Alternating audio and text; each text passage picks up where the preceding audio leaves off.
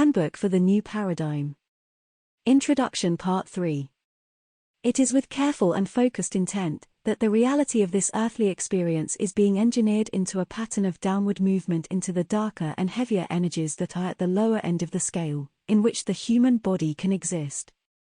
This makes the contact between the extension, spirit in body and its soul, focused source, more difficult. This is not the whole of the intent. This allows for the possibility of the separation of the two energies. Intricate manipulations of this extension energy must be accomplished in order for this to be a possibility. The capture of this soul energy is for the purpose of causing a break in the chain of energies that extend from the matrix of the soul. It is the belief of those doing this that it will cause a breaking down of the positive energies that comprise the basic building blocks of creation. In other words, they perceive that causing a break in the return flow of this energy back to its source will cause a disruption in the larger combined pattern of the galactic matrix. The conception of this group of separatists is that a chain reaction will happen, allowing for chaos to such a degree that their focus can reorganize this chaos into their own matrix.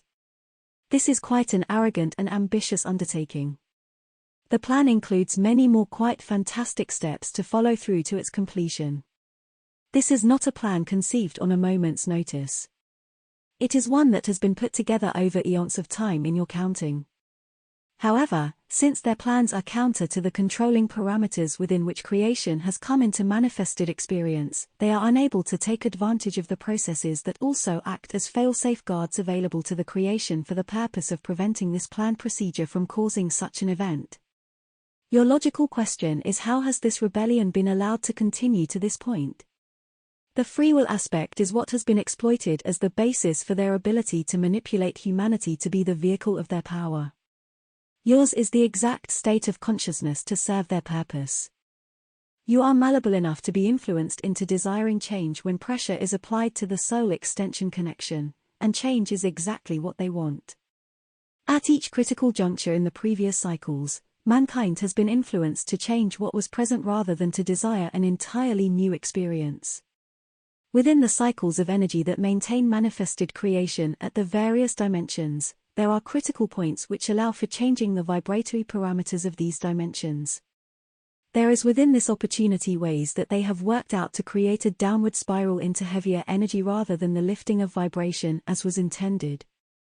This can only happen when the mass consciousness of that vibratory level of planetary experience has its focus on experiences at the lowest level of that dimension.